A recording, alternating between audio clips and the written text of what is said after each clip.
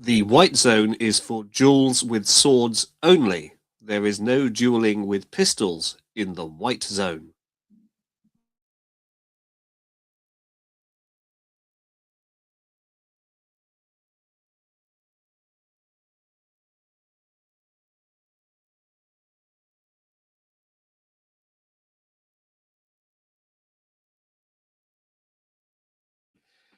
The purple zone is for public displays of affection. There are no public displays of affection in the red zone.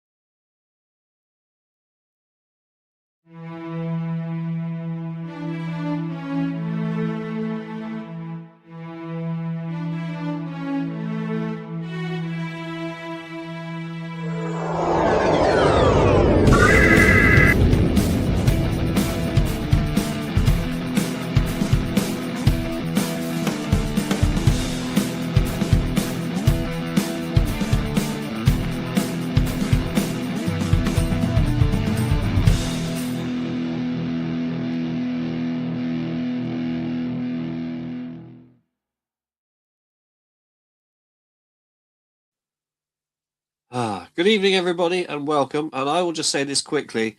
If my computer stops and reboots, it'll just happen. And Carl will have to wait until I reappear.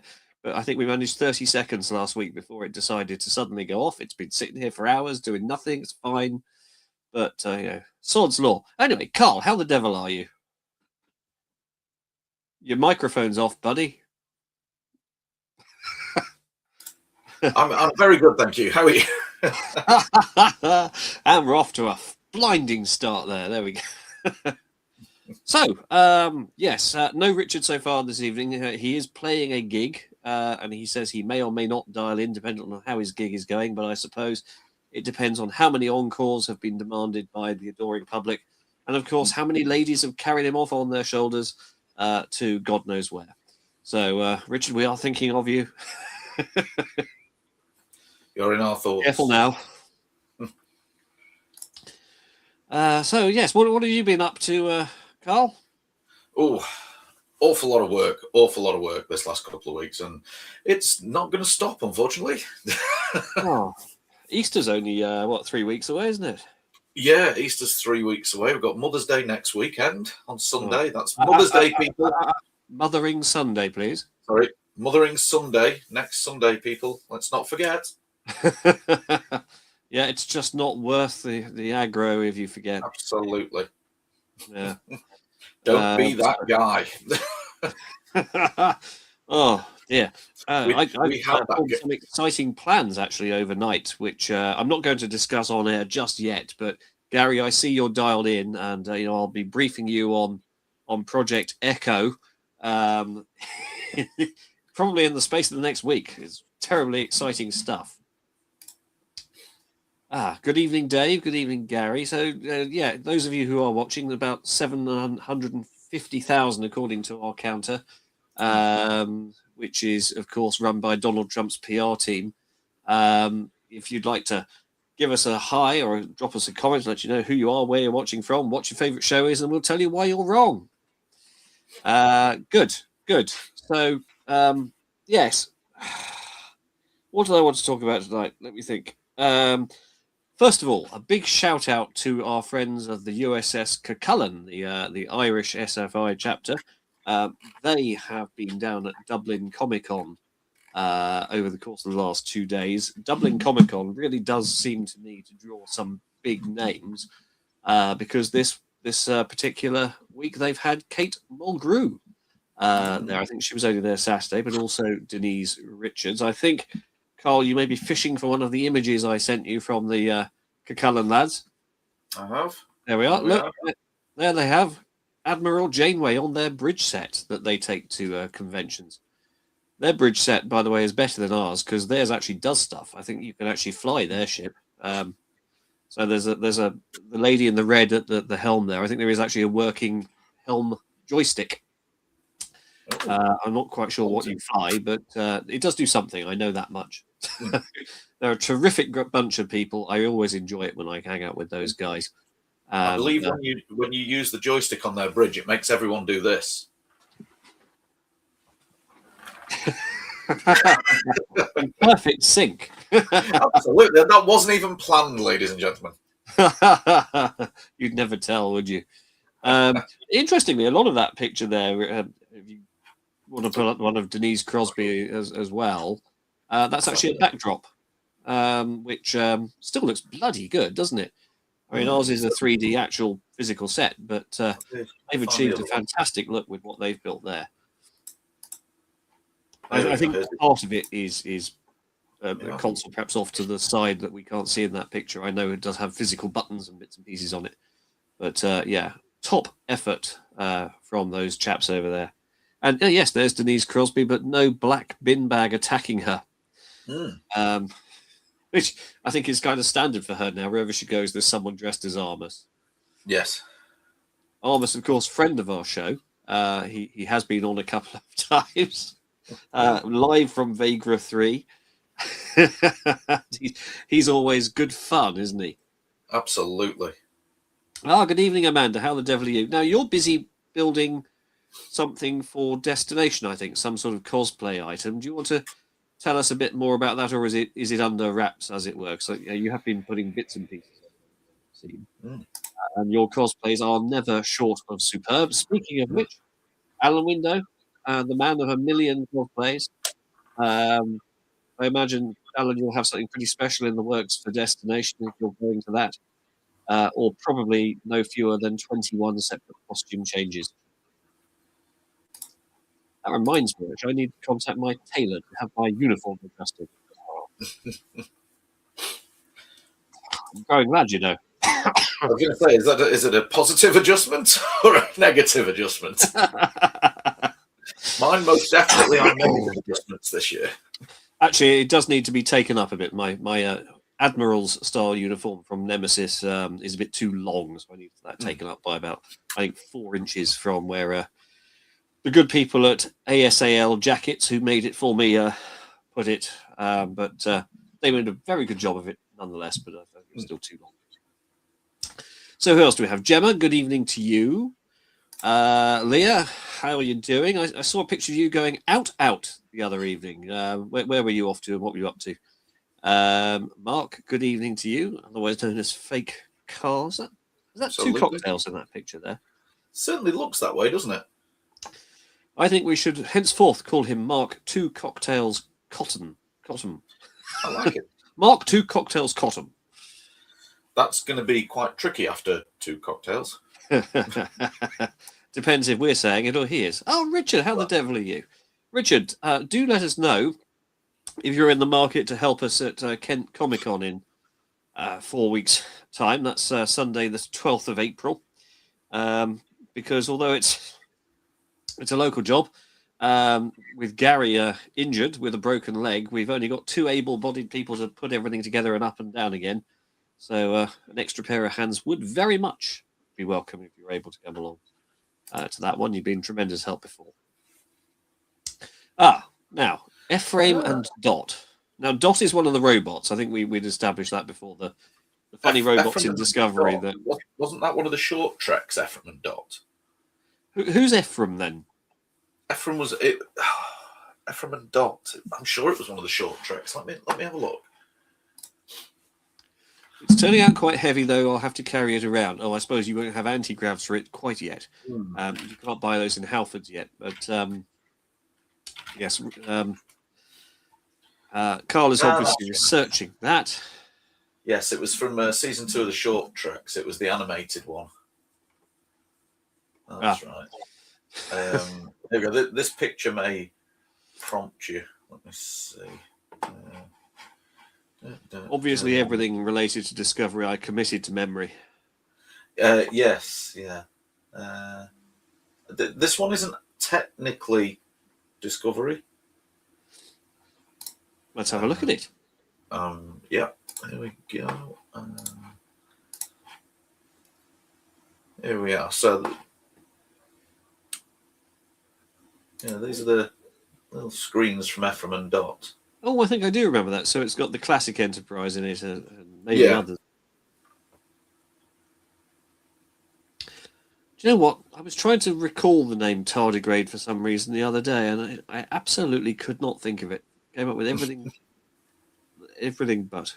I can't now remember why I needed to remember it, so I now can't remember why. Now that I've got the word, what I needed to do with it, and why I can then tell whoever I needed to tell it. I just don't know. Frankly, either I drink too much or I'm going senile, or both. Mark or Mr. Two Cocktails, you're welcome. You should change your Facebook profile immediately to that. A Prince Music Appreciation Night. Now, true or false? Prince is actually, or was during his lifetime, this tall. And the rest of it was done with mirrors to make him look bigger. Is that true, or must that be false?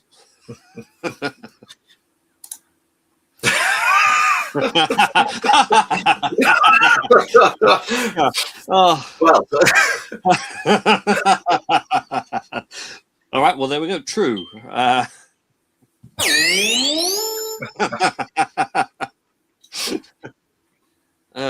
Right. Okay. Tardigrades have names, do they? Ephraim was a tardigrade, yes.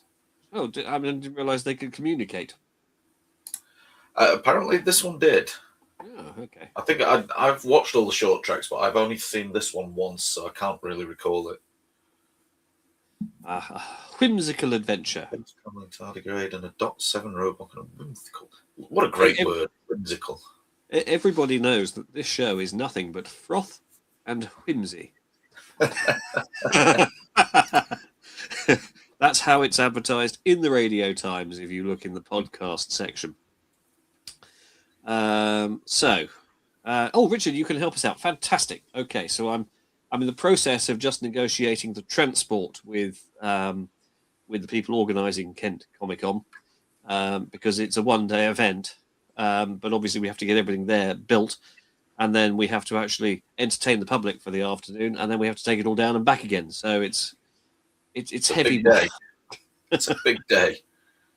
Yeah, so I've asked if we could have our transport from the Friday so that we could start loading Friday, be finished loading by early morning, Saturday morning, on site by lunchtime Saturday, everything built and ready by Saturday tea time, and then when we turn up Sunday, we can just go straight into the show, where, as it stands, I believe I'm still slated to be interviewing Marina Sirtis, which will be fun. Wonder if she'll remember me. Yeah, but then we've got to pack it all up and take it home again. So Richard and I will struggle. 5 inches and 3 bits of an inch. Yeah, so that's about right then. Yeah. Yeah. So very short. Yes, that's right, Alan. So that's about. I mean, how many princes to one Alan? Many princes. Now, if Alan is about 7 feet tall, unless he's got his shoes on, in which case he's 7.5 feet tall. I'd say about that's I don't know what 10 princes to one Alan. Easily.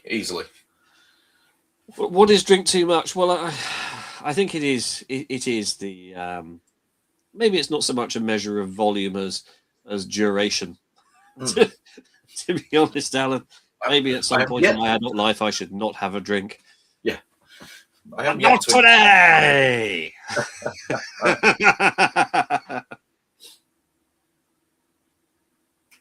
Seen the short treks with Tilly? Well, I am sorry for you, Gemma. There are counselling lines that are available if you have watched Discovery. Oh dear. Chapter I'm pleased to have behind me, but I know some people, for whatever reason, do enjoy it. We can't all be alike, can we? Saying the chapter behind you, did you know that we've just hit a moment where, for the first time in a decade, there is no new Trek in production or greenlit to be put into production? What's happening with Enterprise Year 1 then? Is that just a rumor at this stage?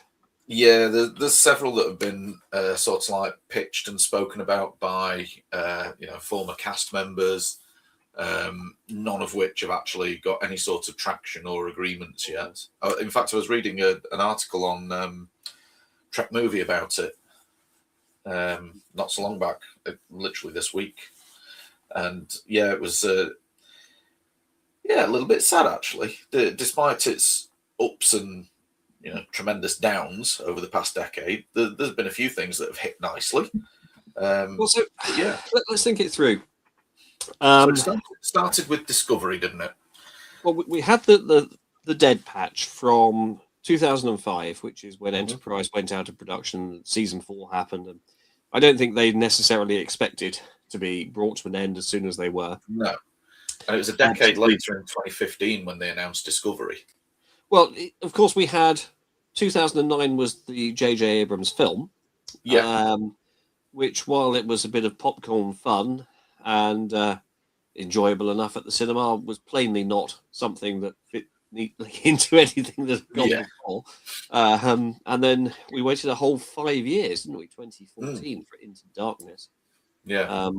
Or basically, we've run out of ideas, so why don't we remake Wrath of Khan? Spoilers. Just in case. But I was beyond. I think it was 2016, wasn't it?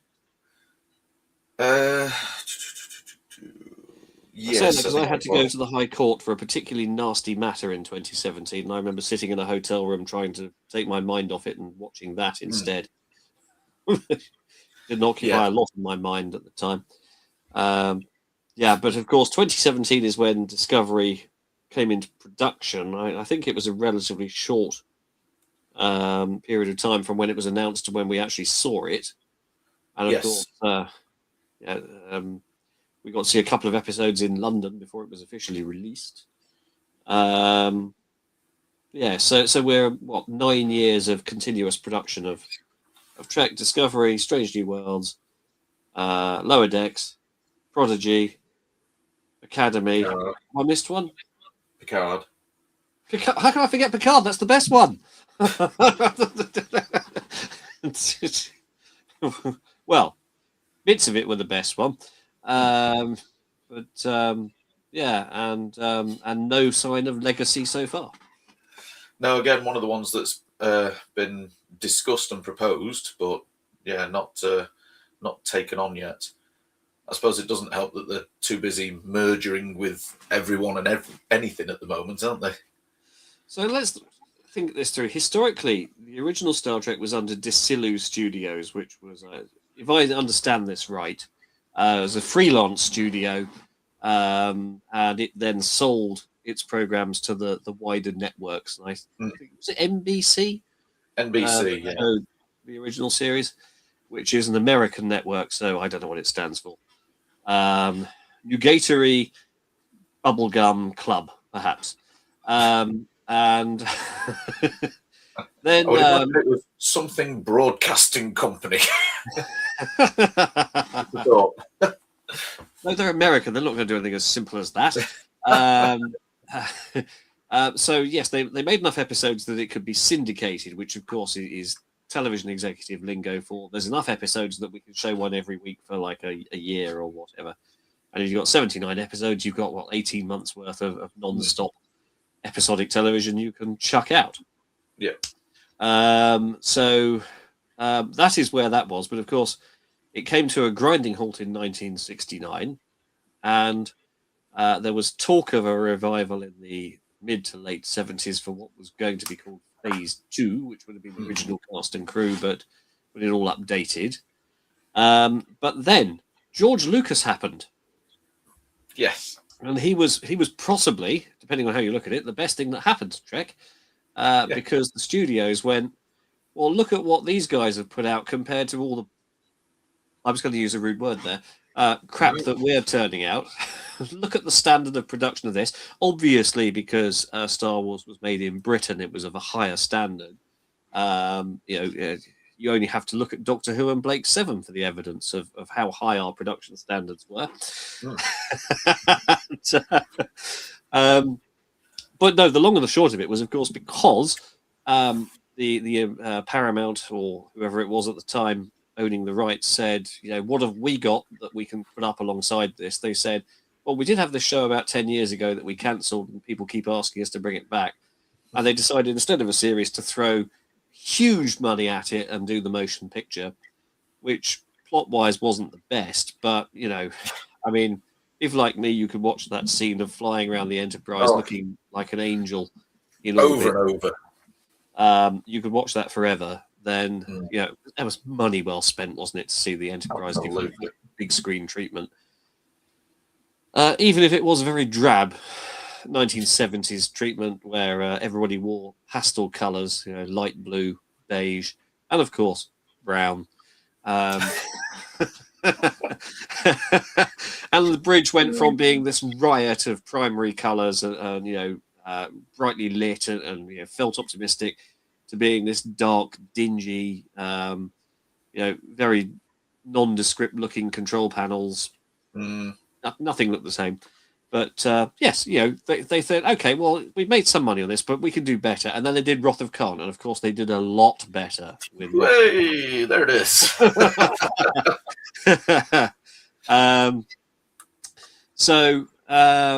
Yes, so then we had a number of films, and that of course led to them going, oh, perhaps if there's a lot of appetite for these films, we could come up with a new series. And then there was a lot of backlash because nobody liked the idea there'd be a new Enterprise and a new crew that wasn't Kirk and co. And then of course everybody was wrong because the Next Generation after season 2 was brilliant. And that led us on to Deep Space Nine, Voyager, and Enterprise as what is now known as the Golden Era. So there is your history lesson. Now, the Golden Era came to an end essentially because of changing tastes in television and film. And the phrase that was used a lot by the production people was, we've been to the well too often. We need to give it a break. And they decided to rest it.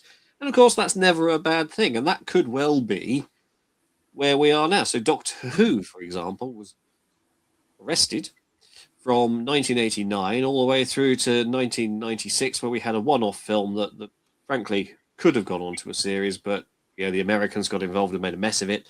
So we had to wait another 10 years to come back and for the Brits to do it properly. And then that being in continuous production for 21 years. So nearly as long as it was in its first iteration. But yeah, sometimes a rest is what a franchise needs, because otherwise people just become bored with it. And it doesn't matter what you do. You can't have a galaxy-spanning catastrophe every single week, can you? Well, some people might say that you can. I'm not sure you yes, should. It's too much. They've done it. And if it's the same crew every single week who comes and saves the entire universe every week, some of us, I was speaking for myself, just enjoy the idea of them romping around space, discovering strange new worlds and new life forms and stuff. Who knew? New things. Let's see something. Let's find that species where their testicles are in their knees. Let's learn more about them. Whatever happened to the little conspiracy, the pink scorpion type aliens, the conspiracy ones? Yeah. Everyone wants that. I mean, I know that they ended up going, actually, no, we'll do the Borg instead. Well, what if the Borg are them? Well, interesting. Interesting. Yeah, they had that cliffhanger, didn't they, at the end where there was a signal being sent off. They did. And nothing ever came of it. It was just left hanging. Nothing. Yeah.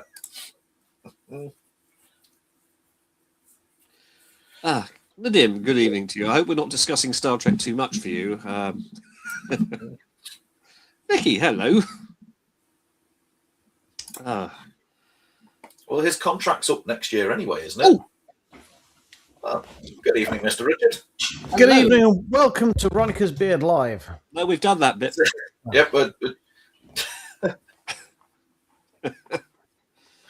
How are we doing? How's the gig? Yeah, good. Double-headed this weekend, so I'm absolutely shattered. I'm getting told this shit. But yeah, both really good gigs. It's weird. Like the same people keep coming to watch us now. We've got like a bit of a following. It's very odd. Ooh, do you have Have you got any streaming order yet? Sorry, you're gonna have to take it in turns. Carl, you go first. No, I just thought of a very good joke about Richard's reference there. You're going to have to take it in turns, but I'm not going to go there. It's a family show. So what I was, my comment was, do you have groupies? Yes, but they're the old bearded kind. So, Oh well. Actually, that's not true. No, there's all sorts. We played a gig in the Tartar Frigate on Friday night, and there were young people, like in their early 20s, had come to look just to see us. It's weird. I genuinely just think it's the type of music we're playing is very popular at the moment. But anyway, what Star Trek have or haven't we covered? Have we or haven't we covered so far? Well, I was just doing a gallop through the chronology of Star Trek production from 1966 to 2017, and explaining how it is that sometimes a rest of a franchise is a good idea, because we had the rest from 2005 to 2009, etc. for Trek. Doctor Who had 89 through to 96, and then 2005, and came back stronger as a result. And Carl has pointed out that there is currently no new Star Trek in production or with a green light for further production at this stage. There are rumours, of course, of numerous things, including the Jonathan Archer as president project, Star Trek Legacy, that no one obviously wants to make, even though it's what the public is demanding. Possible spin-off from Strange New Worlds with Paul Wesley as Kirk in Enterprise Year 1. I see you don't like the look of that at all, Sir Richard. Well, I get where you're coming from, and let's leave the film franchise to one side. Do you think that leaving it fallow when Voyager concluded was actually the right thing to do? Because I think, when Enterprise concluded was the right thing to do, because I know the viewing figures weren't great, and I think, and hear me out here, and I'm a big fan of Enterprise, by the way. I think they suffered from not giving us what we wanted. We wanted legacy. That's what we wanted. So although Enterprise has become beloved and it was a great show, it's still not what we really wanted. Picard has kind of given us a little bit, but have we actually? And regardless of what we think about Academy or Discovery, have we actually had what we wanted? Strange New Worlds is great. Same category as Enterprise, it's great. Is it what we wanted? Is it the continuation of the Golden Age? And when I say that, we'll leave the movies to one side. I mean, do we deserve a movie? Another Golden Age movie? Do we deserve a Deep Space Nine movie? Do we deserve a Voyager movie? Oh, Deep Space Nine movie. Do we deserve a proper legacy Trek film or continuation series? I know that when Picard finished, there was some comments about possibly would have the Enterprise under the command of 7 of 9. I really can't see how that will work, but is that what we want? Is that what we're looking for? Because unless you're going to recast the actors, now's our last chance, really. Yeah, I mean, the TNG crew are largely at the end of their working lives, aren't they? Because we know Patrick Stewart has retired from acting officially now, and he's made it plain as such. And I'm not sure how much more any of the others might want to do if it were episodic television, because it's demanding to create. And the interesting thing about that is, they were churning around 25, 26 episodes a year. Nowadays, series seem to produce no more than 10 or 11. Well, that was back when men were real men. This is Women were real women, and little furry creatures from Alpha Centauri were real little furry creatures from Alpha Centauri. I just don't know. I don't know if leaving it fallow is the right answer. If they're Luckily, going we've written in with our pitch, haven't we, to CBS, Viacom, Paramount? I think if they're going to churn out Trek for the sake of it, which, if I'm honest with you, has felt like they've been doing for the last 5 or 6 years to me, vast majority of, just cashing in on the name and not actually producing quality television, then yeah, please do leave it fallow until you come back with a good idea. I would much prefer that. That being said, if you haven't covered it already, I think this week's episode of Starfleet Academy was the best yet. Yeah, we decided we were going to ignore it. Ah, okay. I'll shut up then. Instead, let's have this week's wish clip. Oh, yes. Wake up, Carl. Nothing like catching someone off guard, eh? Well, Richard, if you wouldn't mind playing the Wish intro sting, I'll find the... Oh, yeah. I mean, does it have to be the Wish one, or could it be anything? I mean... well, you could mix it up if you like. Yeah. Okay, what haven't we had for a while? Oh, yeah, we haven't had this for a while. Venere snack effetto tipo magico te baby gizmo. Novelo proboskis molto che nagrofos. Vo, ti diaca, ni funzioni boronico.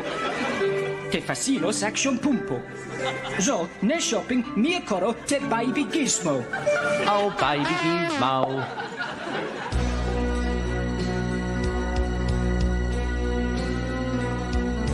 Citremos che in posto mia copet sent topo.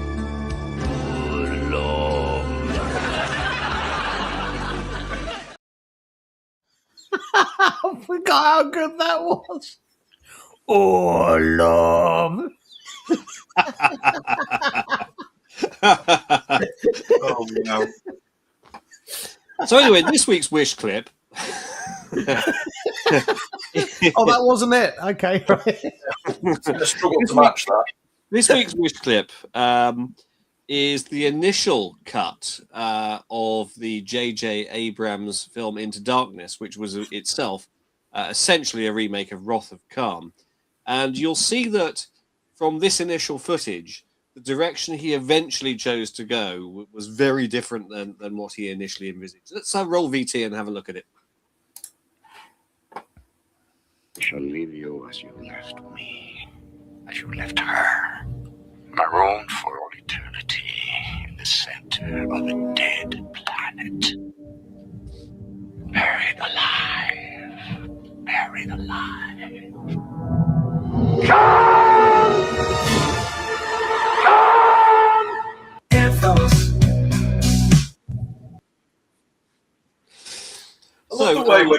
Any thoughts on that, chaps? Yeah, I love the way when the Kirk puppet's getting really angry, all you can tell about his movement is the fact that his nose is shaking. I like that regular one was portrayed by a potato. Yeah. I enjoyed it, but whenever I see the Muppets, all I want to see is helicopter, helicopter.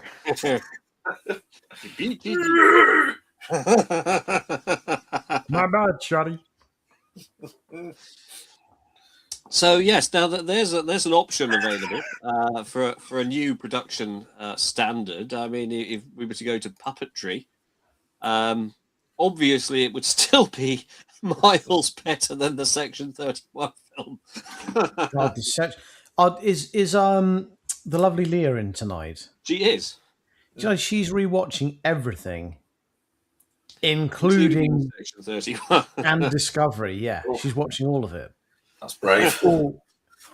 I mean, wow. I mean, that's. Oh, yeah, there she is. Honestly, I'm not taking the piss here. Well done, bravo you. But I've got you. Yeah, I do salute you for that. But I want. Do you include in that Star Trek Continues? Oh, that's not official. It's not official. It's not studio official, but Gene Roddenberry's son said it was canon.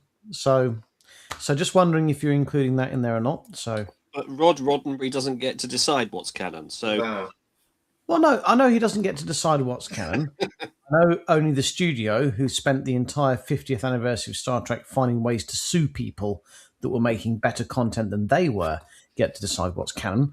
So I just, I mean, we're not canon.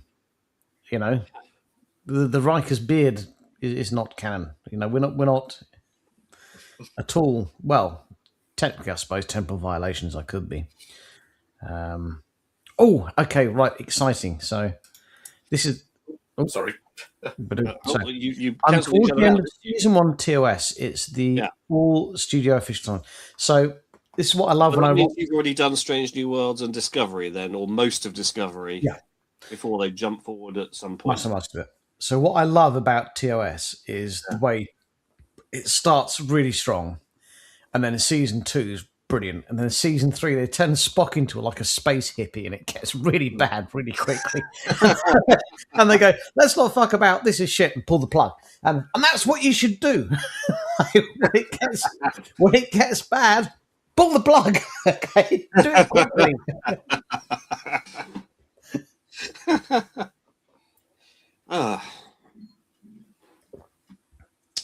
Now, how are you doing that? Are you, for example, here doing, say, I must do no less than one episode per day, or do you allocate, say, a couple of hours to it and go, right, I can get through a couple of episodes, maybe a chunk of the next one?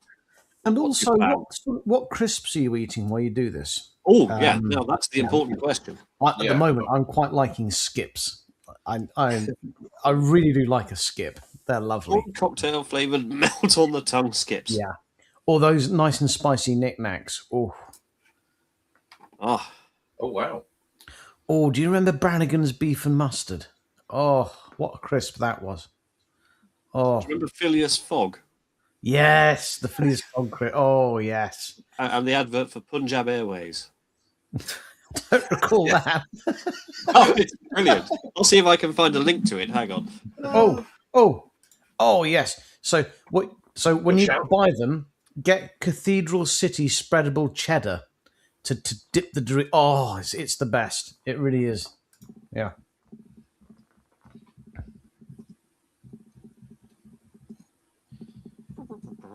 Right. Alan says 4 films a day. So this is so.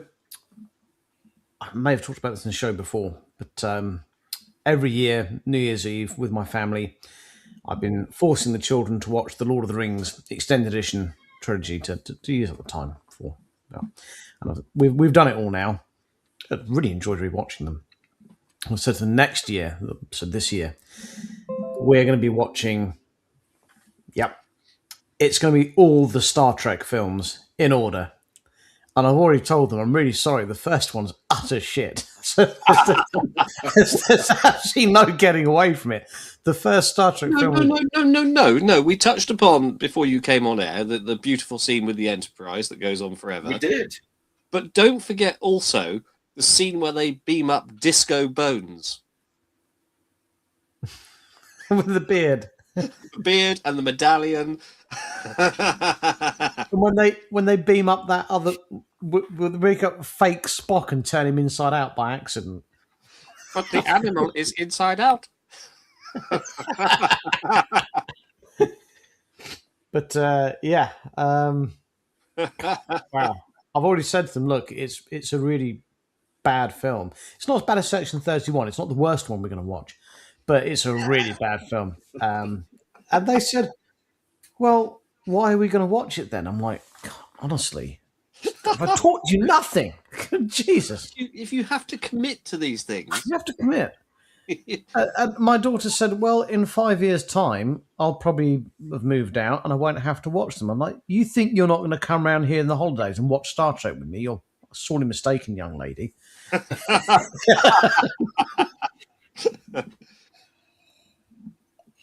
Oh dear.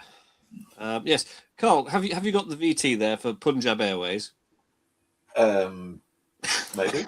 Is it a good idea to play this? I mean, are we sure? It went out in prime time. When, in the 1980s? It reflects a rather different age. Yeah, we could have more on that in a moment.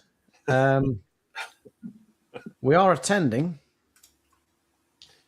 Oh, yes. Roll VT. Okay. Carl's got that look on his face of, I'm not sure. Or instead of rolling VT, we'll have a quick spot quiz.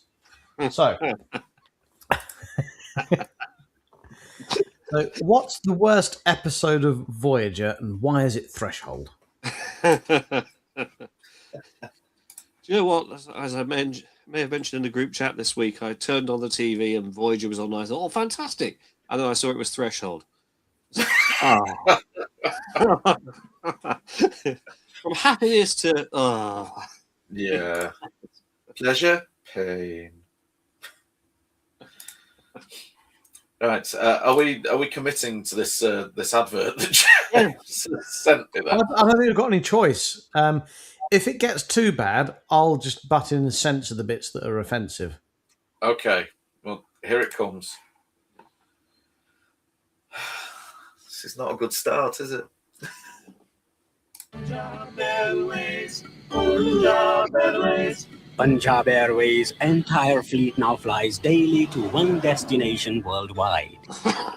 It in sumptuous Maharaja class. Enjoy authentic spiced delicacies.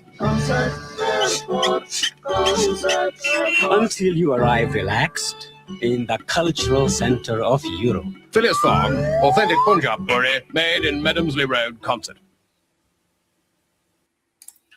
That wasn't as bad as I thought it was going to be, actually. Well, okay. It could have been a lot worse. Could have been a lot worse. Could have been a lot worse. I'm not saying it possibly should be aired, but yeah. Are we still live? Yeah. I don't think we've been cancelled yet. But yeah, that could have been a lot worse. I remember at the end of the advert, it showed you all the routes that Punjab Airways flew. And all of them took off from Concert Airport and flew to the Punjab. They just went, whee! Yeah. Little Well, things. It's not got us taken off the air yet.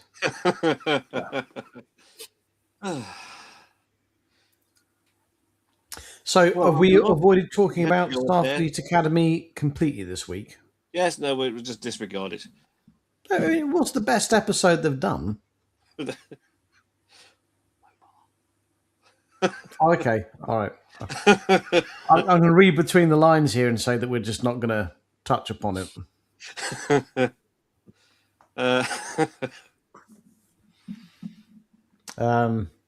Well, we wouldn't want to spoil it for anyone who hasn't had chance to watch it yet. Yeah. Okay. Yeah. Anyway, let's come back to this, more importantly. Yes. So, yes, we are planning on attending, but not for the film. Not because the film's shit. I've seen it. But because we're not going to stay the night in London, so we're going to attend the do, and then we're going to hop on the train home. And if anyone else who's watching the show is planning on going, yeah, we're planning on getting there early and having a bit of dinner in London and whatnot. So please do make yourselves known. We'd love to meet up with you guys. So if you're going to the if you're coming to the Science Museum, please do. It'd be lovely to see you and your better half. It'd be fantastic. So yeah, I'm looking forward to it. It'd be good. I'm not entirely sure. This is Dylan. Still, from the description of what we're going to, I'm still not sure what it is. It's very loosely like we're just hoping some Star Trek people will turn up in their uniforms and that will make the event. But we'll see. Yeah. Well, the tickets are free. I'm not sure if they're still available. Those of you who may not be aware of it, 26th of March, the Science Museum in London is having a Star Trek evening, which features a screening of the motion picture in their IMAX cinema. And you can go on their website and book an entry ticket at no cost.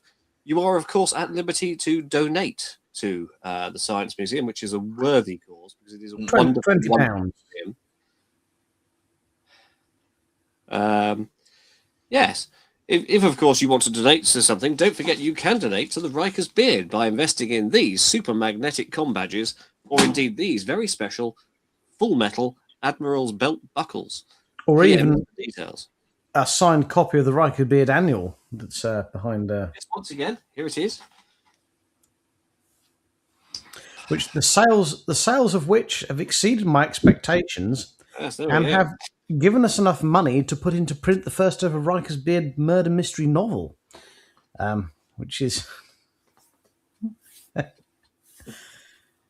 which is a thriller minute, isn't it, James?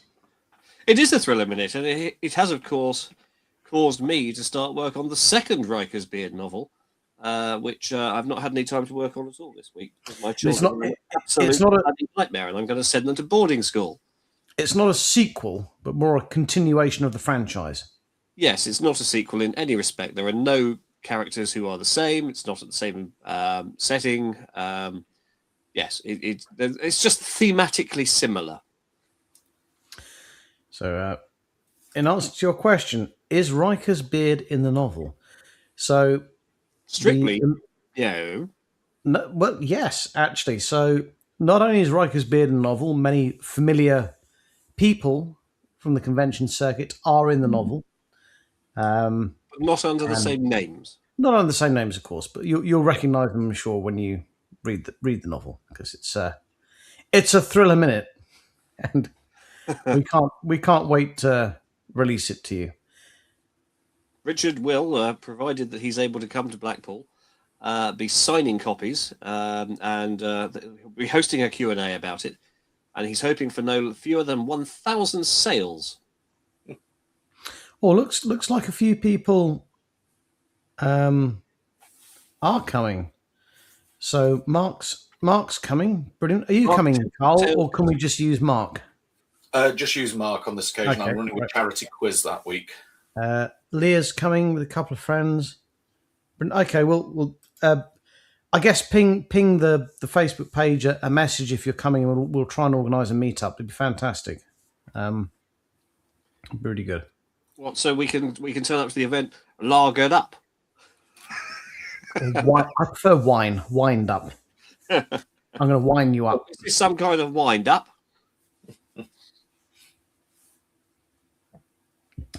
Yes, as James said, hopefully we'll get the novel finished.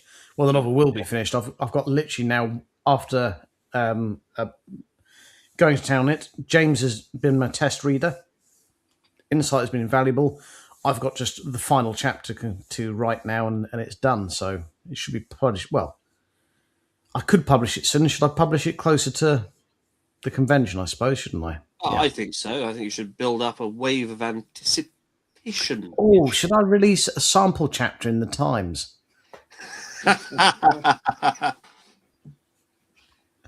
And will there be a Reader's Digest condensed version? These are questions we need to answer.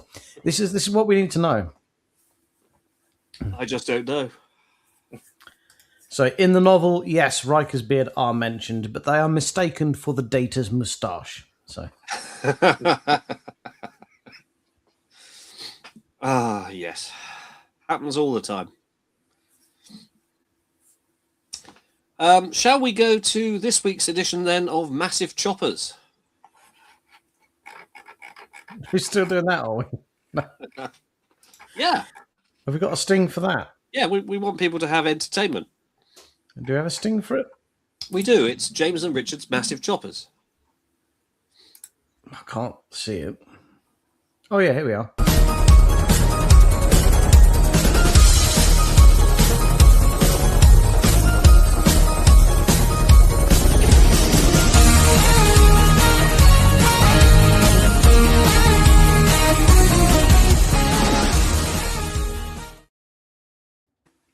Helicopter. Cole, you have some VT for this week's chopper. I do. Let's have a look at it. Incoming. Here we go. The Eurocopter Tiger is a highly sophisticated attack helicopter, but it is also one of the most dangerous aircraft in the world to operate. It has a history of technical problems and accidents. The Eurocopter Tiger has seen action in various conflicts around the world, including Afghanistan, Libya, and Mali. Its combat performance has been generally positive. One of the biggest dangers of the Tiger is its complexity. It is a highly integrated system with a wide range of advanced technologies, and any problem with one component can quickly lead to a catastrophic failure. It is a very agile and maneuverable helicopter, but this also makes it more difficult to control. Pilots must be highly skilled and experienced in order to safely fly the Tiger, and even small mistakes can have disastrous consequences. Despite these dangers, the Tiger is a highly capable attack helicopter. It is heavily armed and armored, and it has a wide range of sensors and avionics. I mean, it's sort of like the helicopter equivalent of Windows 95, isn't it? Well, it's interesting you should mention Windows 95 because the most famous example of the Eurocopter Tiger is in 1995's motion picture film GoldenEye, in which it represents the helicopter stolen by the baddies in order to fly to Severnaya, detonate the GoldenEye device, and fly away without being affected. EMP impervious, yes. Indeed. However, life in this case does not imitate art, and the Eurocopter Tiger has proven, as the VT says, to be very complicated. As Mr. Scott says, the more you overtake the plumbing, the easier it is to stop up the drain. It is too complicated for its own good. It requires the highest caliber of pilot, and even then, pilots tend to make mistakes that total the helicopters. They are not in use by the British military. They have been purchased by the Germans and the French, and I think possibly also the Spanish. There are a number of varieties of it. It was originally conceived as an anti-tank helicopter, but frankly, it's just not very good. And for that reason, we here at Riker's Beard do not recommend the Eurocopter Tiger for your combat needs. If you want to come under the umbrella of... Yeah, it's not a massive chopper. No. So, for those reasons, that concludes this week's edition of James and Richard's Massive Choppers. And on that bombshell, unless Carl, you have anything you need to add? I don't believe so. James? No, we've spoken about Kent. We've spoken about the Science Museum. We've not had enough of that. We've not had enough of this. No, I think it's time to be about our business. Until we meet again!